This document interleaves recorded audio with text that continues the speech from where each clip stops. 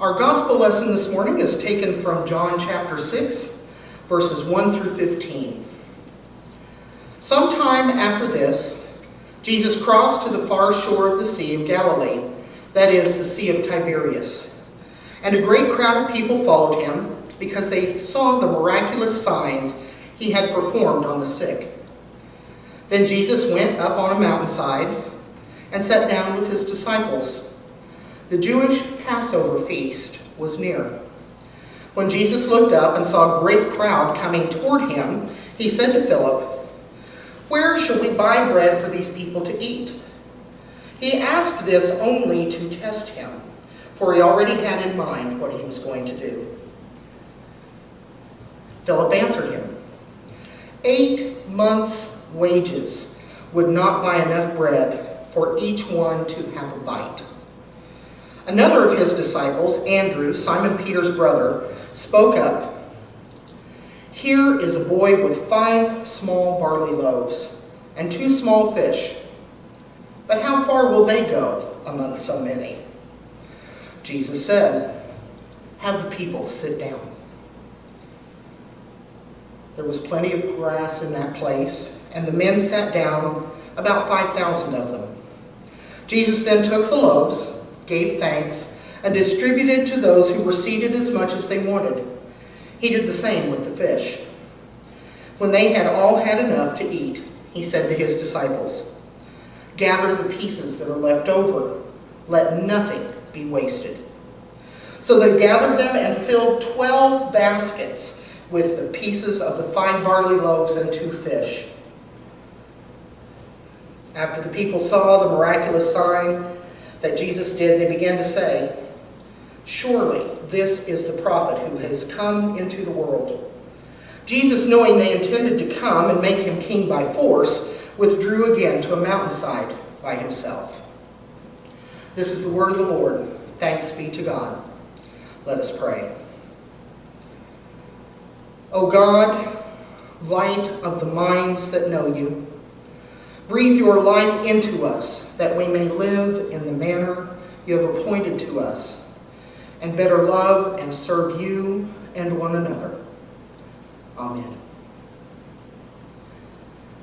Today's readings present us with the story of 2 different miracles. Our first reading was from the book of Kings. It's the story of Elisha who, in the midst of a famine, feeds 100 men with 20 loaves of barley bread, and the story of Jesus, who, when faced with a great crowd of hungry people, over 5,000, he feeds them with 5 loaves and 2 fish. Both stories have a lot in common. Now, Elisha, if we go back and read the story, comes up and tells his servant to feed the men with the offering brought by the man who came from Baal Shalishah. And he doesn't think it's possible. The servant looks at him and he says, "How can I feed these small loaves to 100 men?" It is the same with Jesus. There is his servant, one of the disciples, who doesn't think that it's possible to feed people with what is available. 5 small loaves and 2 fish, offered by the child that Andrew had found in the crowd. Both of these stories start with small beginnings. And yet, in both of them, God's work abounds. The hungry are fed, and there is more than enough left over. Indeed, the story involving Jesus has an abundance of leftovers. More than 10, 12, who knows how many baskets. Much more than when the feast began. It is called the feeding of the great crowd. And it is the only miracle that Jesus did that is recorded in all 4 Gospels. If for no other reason, this should draw our attention. All 4 record the miracle. Why is it so important, we should ask ourselves?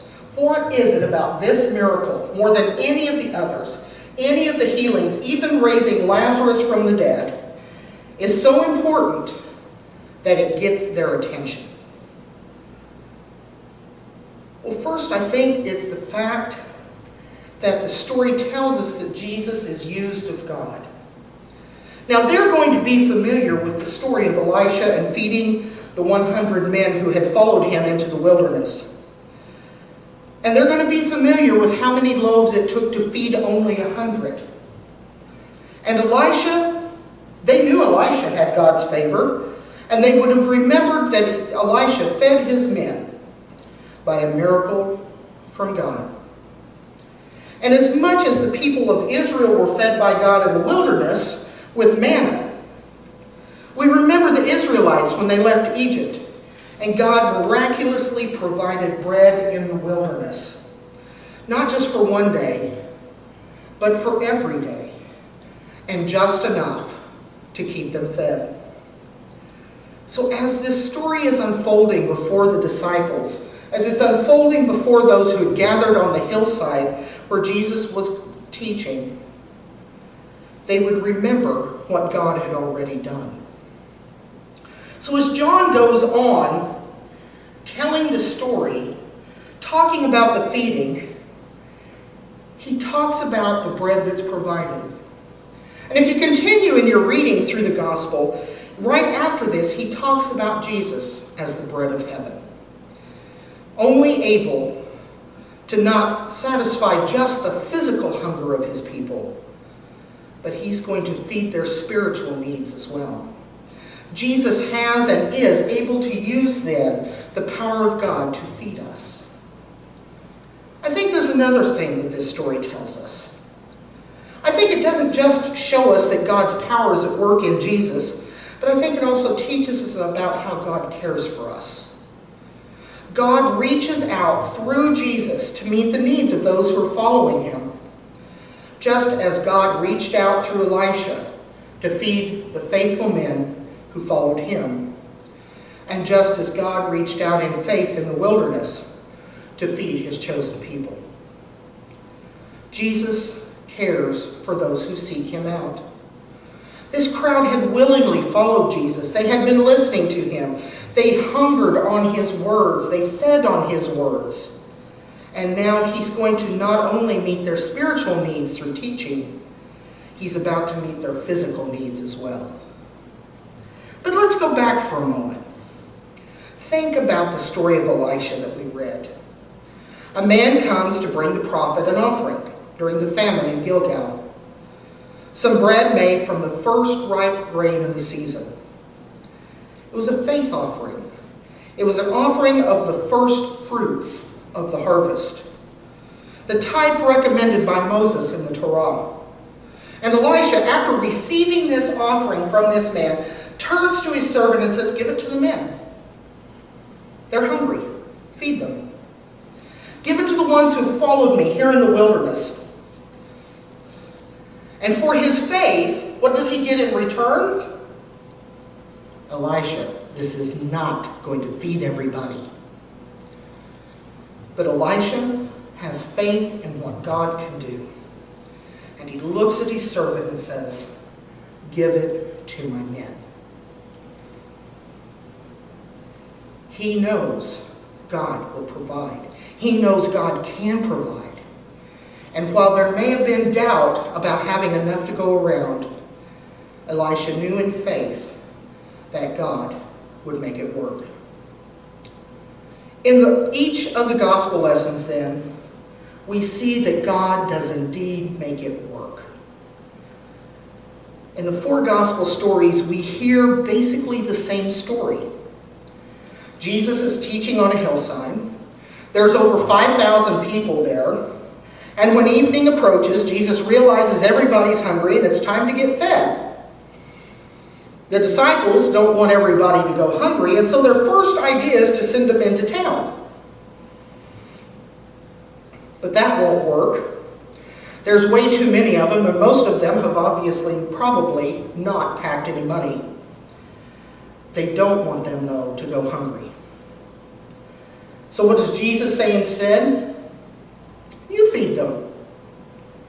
And Philip, who lived in that region, by the way, says, where in the world are we going to buy enough bread for these people? Because, Jesus, I live here, and I know there's not a bread in our town. Where are we going to get it? 8 months' worth of wages wouldn't buy enough bread for these people. But Andrew found one small boy who was willing to share his lunch. 2 fish sandwiches and a loaf left over. But how far, he says, will this go amongst so many? How far indeed? The scene is set. The people are there. The need is before us. And the means by which God is going to provide. But yet it does not seem like there's enough resources. Sound familiar to us? It probably does. You can hear words like this just about any time today, especially when there are social or political, personal, or even church problems that requires an infusion of financial resources. How can we help with so little that we have? We ask ourselves, how can we help when we're having a hard time making do for ourselves? How can we feed so many? How can we fund so much? We have so little, and the need is so great. Well, what we can do is only a drop in the bucket. We don't have what it takes. But Jesus, like Elijah, shows us that we do if we will trust God to multiply what we provide. You see, Jesus, like Elisha, didn't listen to his disciples, didn't listen to his followers. And like the prophet, Jesus took what was offered to him and he blessed it and he multiplied it and he handed it out. And just as Elisha commanded his servant to give the 20 loaves to 100 men, he said it with these words. It sounded a lot like what Jesus said. They will eat and have some left over. You'll recall Jesus said, gather up the leftovers. Let nothing go to waste. And it all started with 2 fish sandwiches and a leftover. There was enough to go around. So much so that there was 12 baskets of leftovers. So much more than there was to start with. Now, the other 3 gospel writers, Mark, Matthew, and Luke, all begin their account of the feeding of the great crowd by saying that Jesus had compassion on them when he saw them. He had compassion for the crowd and he cared for them. In this compassion, we see the compassion of God and we see God's power in it to bring what we have and offer it at the feet of Jesus. Just like the man from Baal Shalishah did for Elisha, and just as a small boy did on a hillside for Jesus. You see, the story of the loaves and the fishes shows us that Jesus is used of God. In fact, I believe that the story of Elisha and his servant are a foreshadowing, to use a literary term, a foreshadowing of what Jesus is going to do. This miracle that Elisha performed through the power of God to provide for 100 men is going to be done 100-fold, 500-fold, 1,000-fold by Jesus.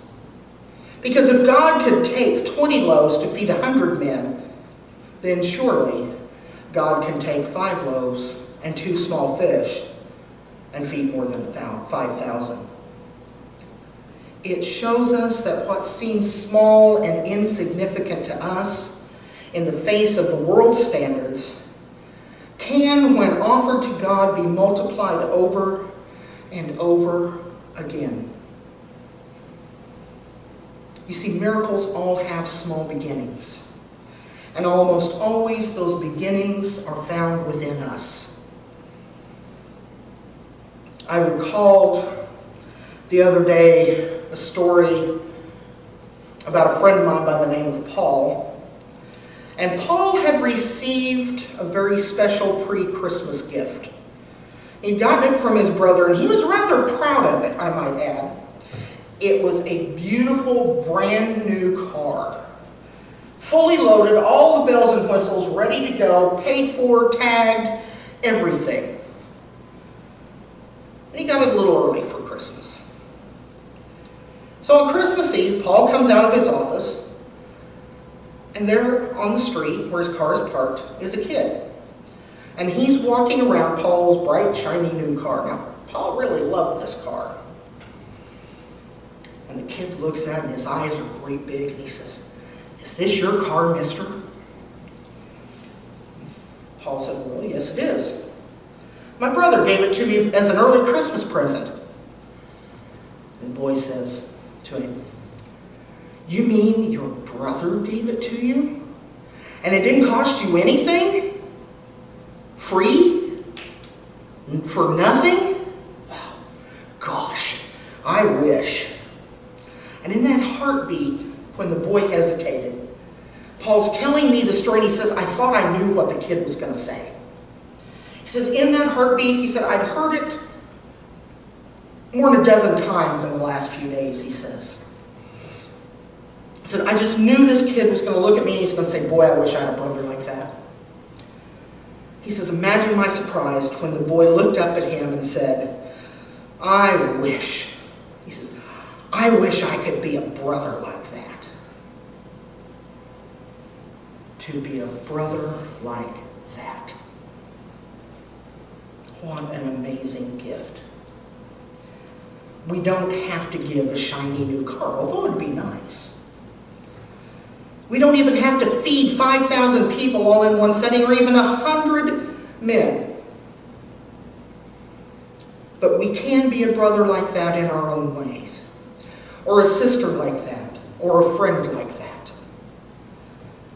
To do it, we need to offer what we have to God, to bring it to the feet of God, to stop worrying about how little we think we have, and realize that God can take whatever it is and multiply it, to make it more, to make it bigger, to make it better, to make it work,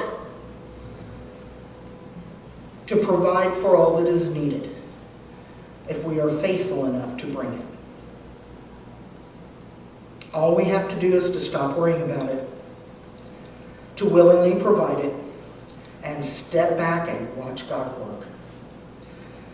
We can be a brother like that. Praise be to God who multiplies what we give him each and every day. And when he does, let's stand back and wait for the leftovers. Amen.